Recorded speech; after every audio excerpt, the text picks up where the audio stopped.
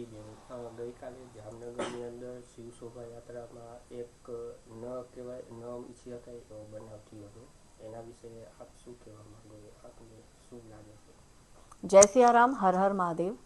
હું પણ જામનગરની જ નાગરિક છું અને મને કાલે સાંજે આ વાત ખબર પડી કે જામનગરમાં 45 વર્ષથી આપણી મહાદેવની શોભાયાત્રા નીકળે છે ને રાજુભાઈ મહાદેવ મિત્ર મંડળ હેઠળ રાજુભાઈ વ્યાસ, જે કે રાજુભાઈ મહાદેવ નામથી જામનગરમાં પ્રખ્યાત છે, શોભાયાત્રા કાઢતા હોય છે અને સર્વ હિન્દુ સમાજ એમની સાથે જોડાયા શોભાયાત્રામાં. એ લોકોએ એટલે જામનગરની પોલીસ પ્રશાસનનું ને શરમ આવી જોઈએ કે 45 વર્ષથી શોભાયાત્રા નીકળે, શું કામે આ વાર એ લોકોએ આટલો બધો ટોર્ચર આપ્યો, આટલો બધો મેન્ટલ ટોર્ચર કર્યો, 3-4 વાર શોભાયાત્રા રોકવી દેવામાં આવી, ડીજે આપણો બંધ કરાવી દીધો.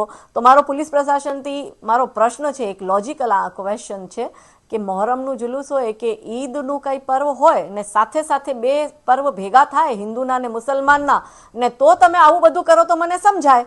કાલે તો કાંઈ જ હતું જ નહીં. કાલે હિન્દુ સમાજ શાંતિપૂર્વક એની શોભાયાત્રા કાઢતો હતો ને જે વર્ષોથી કાઢતા આવ્યા છે. શું કામ તમારે ડીજે બંધ કરાવવું છે? શું કામ તમે વારંવાર રાજુભાઈને ને સમિતિવાળોને પ્રેશર આપતા હતા ને રાજુભાઈને એટલું પ્રેશર આપી દીધું કે એનું બીપી વધી ગયું, એને હોસ્પિટલમાં એડમિટ કરવા પડ્યા, એટલા બધા મેન્ટલ એને ટોર્ચર આપ્યું છે આ પોલીસ પ્રશાસને. એટલે મારે પોલીસ પ્રશાસનને પૂછવું છે, કોના ઈશારા ઉપર કરો છો? કે શું આ તાલિબાન છે? એટલે ભાજપની સરકાર ચૂંટાઈને આવી કે ભાજપવાળા આવશે ને હિન્દુઓને એનું ત્યોહાર કરતા જ બંધ કરી દેશે? એટલે મને જામનગરના જેટલા ભાજપના નેતાઓ છે એનાથી બી મારો પ્રશ્ન છે કે ચૂંટણીના ટાઈમે હિન્દુત્વ યાદ આવે અને જ્યારે હિન્દુઓની આવી શોભાયાત્રા નીકળે ત્યારે તમારો પોલીસ પ્રશાસન આવી જ રીતના હિન્દુ સમાજને શું કામ ટોર્ચર કરે છે? આ વખતે તો ટોર્ચર કર્યો છે. નેક્સ્ટ યર પાછી અમારી શોભાયાત્રા થશે એટલે 2 કદમ આગળ વધીને પોલીસવાળા કદાચ અમારી શોભાયાત્રા બંધ કરાવી દે, કદાચ રોતા રોતા અમને ભીખમાં આપશે પરમિશન. પહેલી વાત તો હિન્દુ સમાજને પરમિશન લેવાની જરૂરત શું છે? આ હિન્દુઓનો દેશ છે, આ હિન્દુસ્તાન છે ને ગુજરાત, જેને હિન્દુત્વનું ગઢ કહેવાય છે, હિન્દુત્વની પ્રયોગશાળા કહેવાય છે, એ ગુજરાતમાં જો હિન્દુ સમાજને યાત્રા કાઢવા માટે ભીખ માંગવી પડે આ પોલીસ પ્રશાસનને, તો હિન્દુ સમાજને અહીંયા સમજી જવું જોઈએ. આપણે બધા કઈ આટલા બધા કાયર કે નમાલા નથી કે આ પ્રશાસનવાળા આવીને ખોટી દબાણ કરે.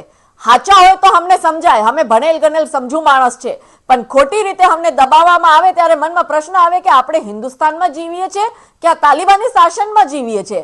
માટે મારે જામનગરના સમસ્ત હિન્દુ સમાજથી નિવેદન છે કે આનો ઉગ્ર વિરોધ થવો જોઈએ અને જો પીઆઈની ભૂલ હોય તો પીઆઈને સસ્પેન્ડ કરો, પીએસઆઈની ભૂલ છે તો પીએસઆઈને સસ્પેન્ડ કરો, ડીવાયએસપીની ભૂલ છે તો એને સસ્પેન્ડ કરો અને જો એસપી એમાં ઇન્વોલ્વ હોય તો એસપીને અહીંયાથી કાઢો.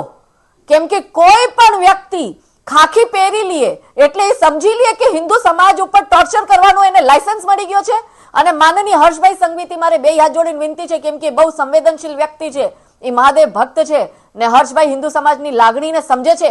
માટે હર્ષભાઈને અનુરોધ છે કે આ એસપીને પૂછો ને એને કહો કે જવાબ આપે કે શેના માટે કાલે હિન્દુ સમાજને જામનગરમાં આટલું ટોર્ચર કરવામાં આવ્યું ને અમારી શોભાયાત્રા રોકવામાં આવી.